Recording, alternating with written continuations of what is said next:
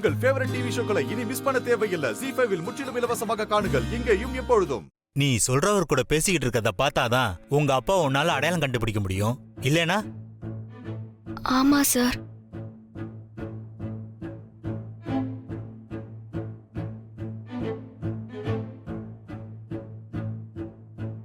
Sir, அந்த டைம்ல இருந்து கடை சாத்துற வரைக்குமான ஃபுட்டேஜ் கொடுக்க முடியுமா? ஏமா? இல்ல சார், எங்க அப்பா கூட பேசிட்டு இருந்தவர்கிட்ட நான் இதை முழுசா போட்டு காட்டினா அவர் எனக்கு அடையாளம் காட்டுவார்ல. சரிம்மா, கண்டிப்பா தரேன். ஆனா இப்ப முடியாது, காலையில தான் முடியும். காலையிலயா?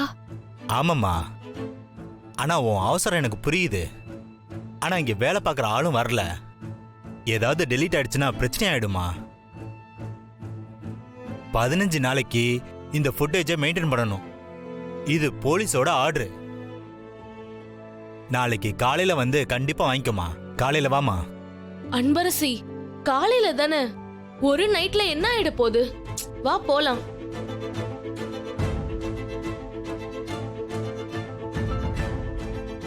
சரி, தேங்க்ஸ் சார். ஓகேமா. Thank you sir. ஓகேமா, வாங்க. வா.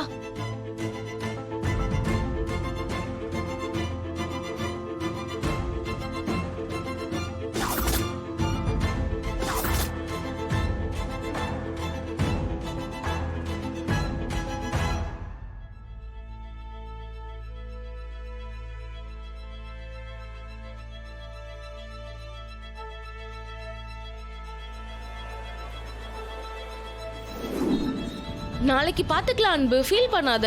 என்ன மஞ்சு இது இப்படி ஆயிடுச்சு? எப்படியாவது எங்க அப்பாவை பாத்துடலாம், இந்த வாட்டி மிஸ்ஸே ஆகாதுன்னு நினைச்சேன். இப்படி ஆயிடுச்சு. அன்பரசி, இத நான் உன்னை சமாதானப்படுத்துறதுக்காக சொல்லல. சாமிஜி சொன்ன டைமே நாளைக்கு தான். அதனால நீ அவரை பாக்குற டைம் நாளைக்கு தான் இருக்கும் போல.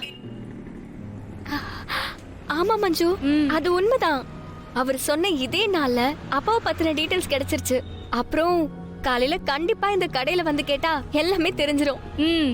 ஆமா ஆமா, சாமிஜி சொன்ன மாதிரி உங்க அப்பாவை நாளைக்கு நீ கண்டிப்பா பாத்துரலாம்.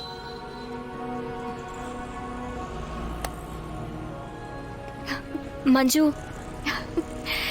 என்னால சந்தோஷத்தை அடக்கவே முடியல. துள்ளி குதிக்கணும் போல இருக்கு. அதே சந்தோஷத்தோட ஒரு கடையில போய் டிஃபன் சாப்பிட்டுட்டு போலாமா? ஐயோ சாரி மஞ்சு, நீனும் சாப்பிடல. நீயும் தான் சாப்பிடல. அங்க போனா எல்லாரும் சாப்பிட்டுருப்பாங்க, நமக்கு இருக்குமோ இருக்காதோ. அதான் வா, சாப்பிட போலாம். நான் இப்ப ரொம்ப சந்தோஷமா இருக்கேன். உனக்கு என்ன வேணுமோ வாங்கி சாப்பிடு. வா போலாம்.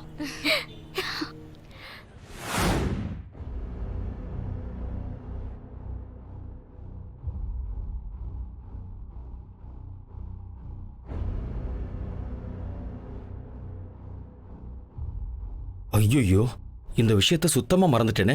நான் வரலன்னா அனன்யா ரொம்ப கோவப்பட்டிருப்பாளே. இப்ப என்ன பண்றது?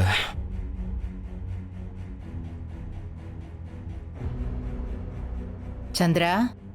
அம்மா, பத்மா மேடம் கிளம்பிட்டாங்களா? ஆமா சந்திரா, கிளம்பிட்டாங்க. சந்திரா, என்னாச்சு? ஏன் லேட்டு? அது வந்துமா. ஏங்க, எங்க போய் தொலைஞ்சீங்க? உங்களுக்கு பிடிக்கலனா நான் வரலன்னு முன்னாடியே சொல்லி தொலைச்சிருக்கலாம்ல. நாங்க உங்களை எதிர்பார்த்து காத்துட்டு இருந்திருக்க மாட்டோம்ல.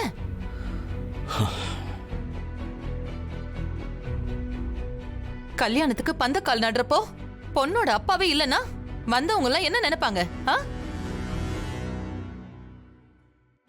அனன்யா மேல கொஞ்சமாவது அக்கறை இருந்திருந்தா இப்படி எல்லாம் நடந்திருப்பீங்களா?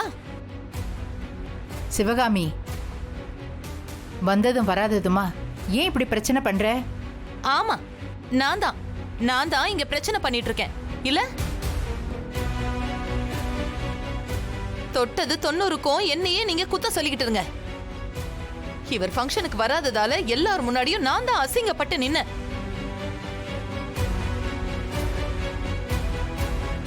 ஏன் வரலன்னு உங்க பையனை கேட்காம என்ன போய் பேசாம அமைதியா இருக்க சொல்றீங்க? என்ன மாப்ள, இப்படி கொஞ்சம் கூட பொறுப்பே இல்லாம இருக்கீங்க? வீட்ல நடந்துட்டு இருக்கிற விசேஷத்துல வேலை எதுவும் பார்க்கல, சரி. ஆனா அனன்யாவோட அப்பாவா எல்லாத்துலயும் முன்னாடி வந்து நிக்க வேண்டாமா?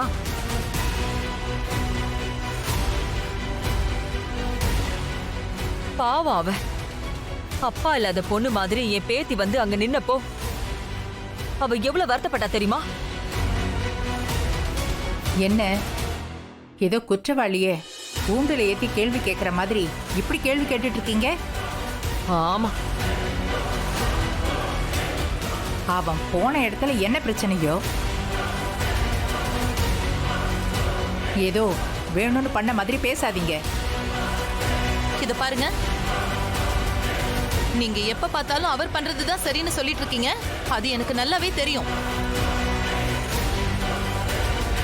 அங்க அனன்யா அழுதுகிட்டு படுத்துட்டு இருக்கா. முதல்ல இவரை போய் அவளை பார்த்து சமாதானப்படுத்த சொல்லுங்க. உங்களுக்கு ஒரு விஷயம் தெரியுமா? இவர் வரலனதும் பந்தக்கால் நட்டினதும் போய் படுத்தவதான். எத்தனை வாட்டி கூப்பிட்டு அவ கதவையே திறக்கல தெரியுமா? நான் பேசினாதான் ஏதாவது சொல்லி என்ன அடக்கிடுவீங்க. பத்மா முன்னாடி பாவம் அவளுக்கு எவ்வளவு அசிங்கமாயிடுச்சு தெரியுமா? ச்சே. ஆனா ஒன்னாத்த, உலகத்துல எந்த அப்பாவும் இவர மாதிரி இருக்க மாட்டாங்க. நல்ல நேரம் முடியறதுக்குள்ள நீங்க வந்துருவீங்கன்னு பார்த்து பார்த்து நாங்க ஏமாந்ததுதான் மிச்சம். ஏங்க, எத்தனை வாட்டி உங்களுக்கு நான் போன் பண்ணேன்? ஒரே ஒரு வாட்டி போன் எடுத்துட்டு அப்ப பேசும்போது கூட காட்டு கத்து கத்துறீங்க.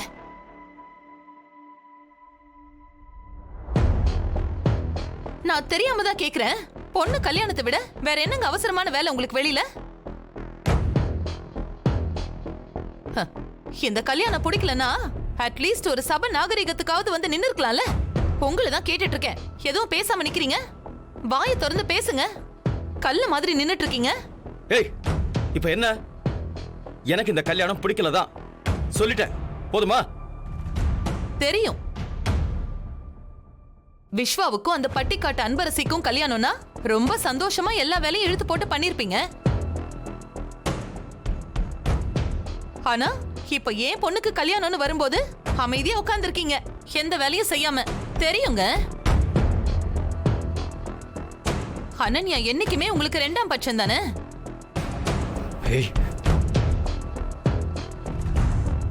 அதான் அவளுக்கு கல்யாணம்னதும் உங்களுக்கு பிடிக்கல. சும்மா வாய்க்கு வந்ததெல்லாம் பேசாதே சிவகாமி.